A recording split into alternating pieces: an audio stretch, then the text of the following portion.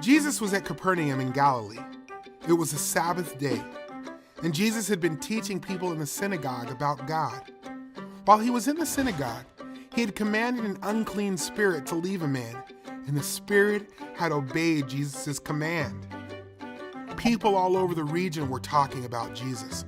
They were telling others about the things Jesus taught, the way he taught with authority, and about the miraculous ways he had helped people. No one had ever met anyone like him before. After Jesus left the synagogue, he went right away to the home of Peter and his brother Andrew. Peter lived there with his wife and his wife's mother. Peter's mother-in-law was lying in bed. She was sick and suffering from a high fever.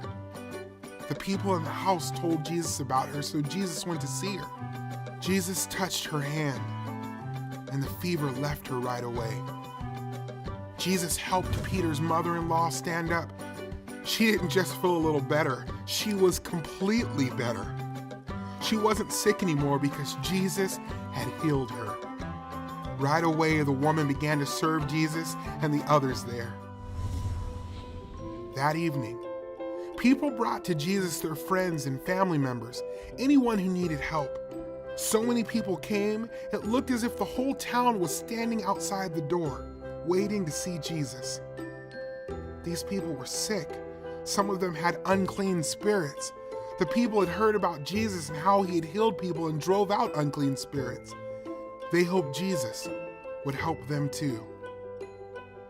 Jesus did help the people who came to him. He spoke a word to make the unclean spirits go away. He put hands on the people who were sick and he healed them. Jesus did these things so the words of Isaiah the prophet would come true. In the Old Testament, Isaiah had written about Jesus. He himself took our weaknesses and carried our diseases. The prophet Isaiah wrote that the promised Messiah would bear our sickness and carry our pain. Jesus fulfilled this prophecy as he healed people. Sickness exists because the world is broken by sin. One day, when Jesus returns, there will be no more sickness because Jesus dealt with sin on the cross.